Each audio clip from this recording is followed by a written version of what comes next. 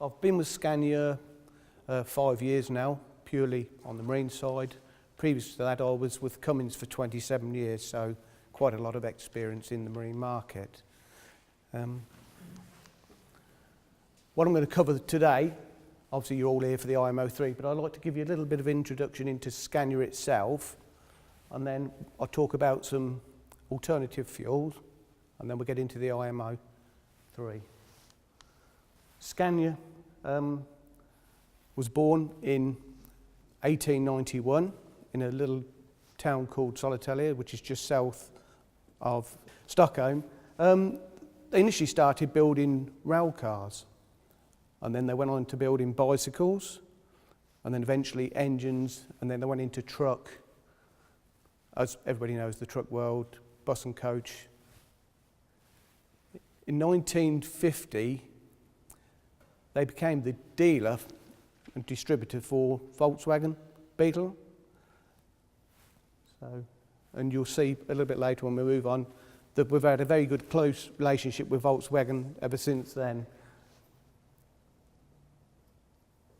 In the UK, we've got 90 dealers covering the UK, so it's well covered for breakdowns or any issues if you do have issues.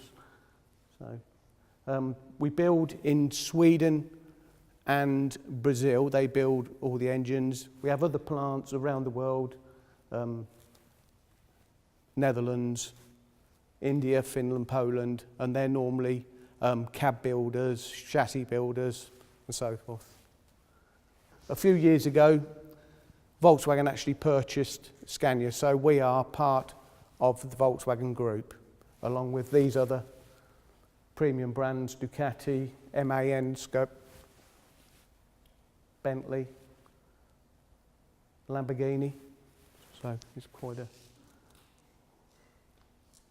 Okay, alternative fuels. The engine here is an IMO2 engine. Any of our engines with PDE injectors can operate on 100% biofuel as long as it's to EN 14214. Okay. A couple of down things for that are we would expect a 5 to 7% reduction in power, and the other issue is with biofuel is actually storage. It deteriorates very quickly, and you start getting growth in there, which could create obviously problems within fuel systems and give you major issues.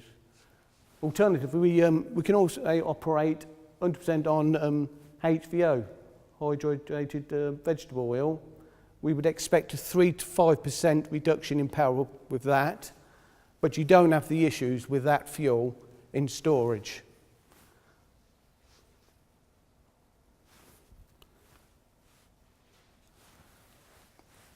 When operating on biofuel, your service hours are reduced by 50%. That is because the oil gets diluted by the biofuel actually entering the sump, and it doesn't burn off like diesel, so it halves your servicing hours. Okay. What is IMO3? Okay. IMO3 is reduction of NOx within the marine industry. Currently, it's only legislated in the USA, Canada, and the Caribbean areas. And the difference between IMO2 and IMO3 is IMO2 was 8.7 grams per kilowatt hour, and IMO3 is 2 grams per kilowatt hour, which is over a 70% reduction in NOx levels. Consequence of IMO3. Legislation for IMO, for engine manufacturers, has been quite a task. Nobody can meet IMO3 without having after treatment after the exhaust gases exit the engine. So that's why we're using the SCR system, which is a proven system. It's been in the truck world for around about 6 years now, and on the industrial we've probably had that in there 4 to 5 years. Obviously, David, my colleague, used to be the Terex manager, sales manager. When it first went into the industrial market, we had major issues with contamination of the urea. When there was opening the tanks to fill them, there was dirt getting in there and everything, and we had quite a few failures that was pointed at Scania, but it was actually the way they was actually filling and operating the machinery. Okay, I'm just going to talk about some of the technical features. We'll look at the overview of the system. This is the system we've got. When we exit the engine, we go into a bypass valve. This is a safety valve. If there's any issues with the after treatment, the valve opens and it bypasses the exhaust gases. So you're basically switching back to IMO1/2, depending on when you're operational. The exhaust gases then enter the evaporator, which is the small unit on the table here, where the urea is injected into the exhaust stream. Urea is, or AdBlue is 32.5% urea mixed with water, still water, sorry. Once it leaves the evaporator, it goes into the catalytic converter, which is the larger unit, and then exits. Okay. It's quite a flexible system, as you can see on the picture on the right. You can mount it on top of the engine wherever you've got access to. Here's a couple of other pictures. The picture on the left is obviously the 13 litre, where you've got a single SCR unit, and on the right there's the 16 litre, where because of the exhaust gas flow increase, you still only have one evaporator, but you need 2 SCR catalytic converters. Okay, this is a picture of what it actually is. Number 5 there is a small tank we supply.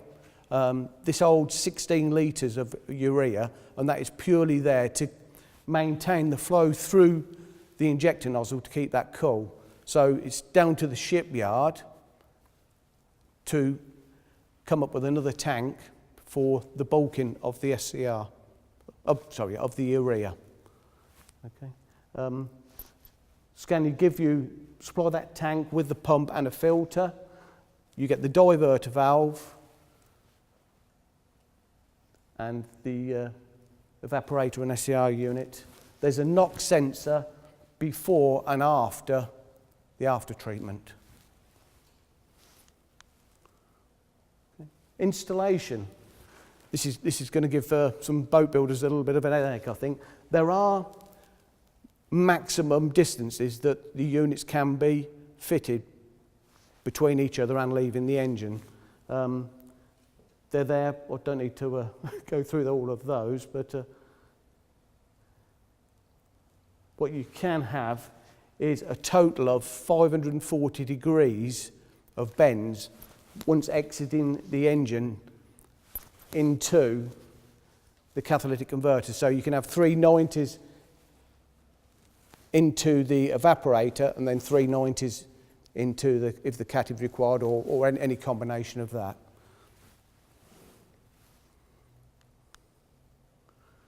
This is the tank, 25 kilograms dry, quite a small compact unit as you can see there.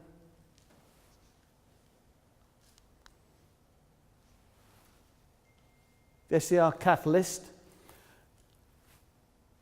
This is available with or without insulation. As Scania Great Britain, we will always supply that unit with insulation, just to make easier for the boat builder. It can be mounted horizontally or vertically with the outlet pointing up. The evaporator, 17 kilograms. This can be mounted horizontally or vertically with the outlet pointing downwards. All in stainless steel, of course. This is the EVR, the routing valve, the bypass valve. It's electronically controlled by the engine management system, the S8. It comes insulated, so the boat builder doesn't have to insulate that. And depending on where it's mounted, the shipyard have to run coolant lines from the engine to the unit. There's a little cooling jacketry in there. So there's also a lever on there, so you can mechanically bypass the system if you needed to. So I'm not quite sure why you would do, unless you was trying to save on a urea, but never mind, that's not the idea. Okay.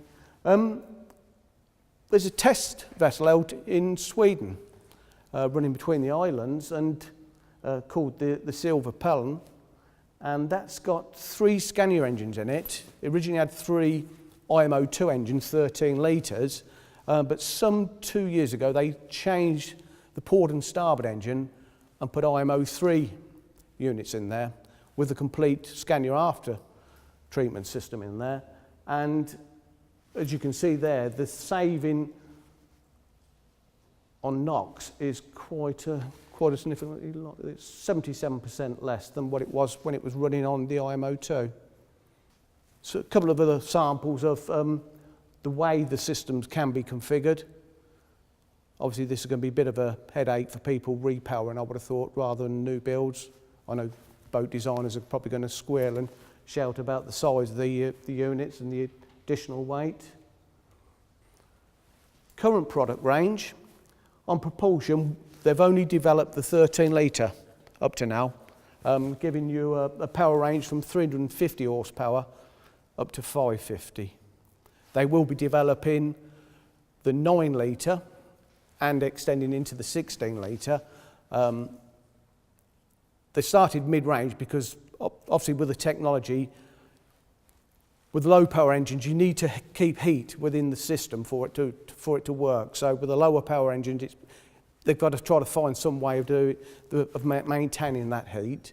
And also with the larger engines, the problem there is exhaust back pressure. Trying to reduce the exhaust back pressure so the engine can breathe okay and still meet the IMO3. Auxiliaries, they've done the 9 litre and the 16 litre, starting at 269 kilowatts going up to 596.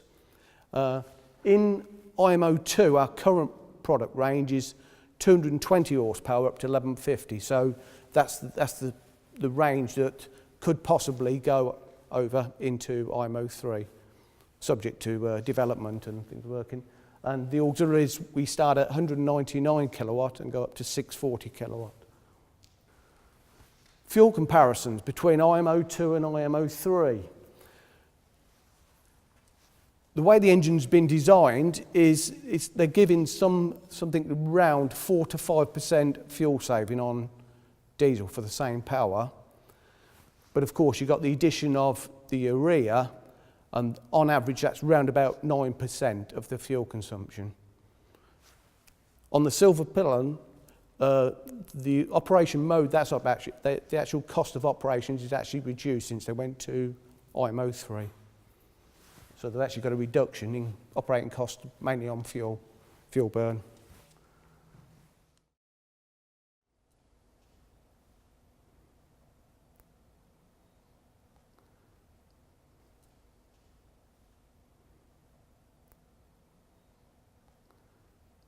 This is showing you the exhaust gases exiting the turbocharger. Shows you how it works.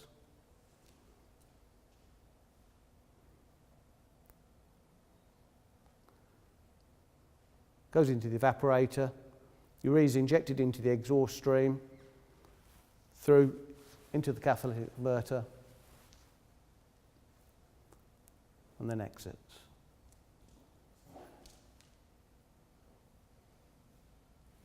Okay.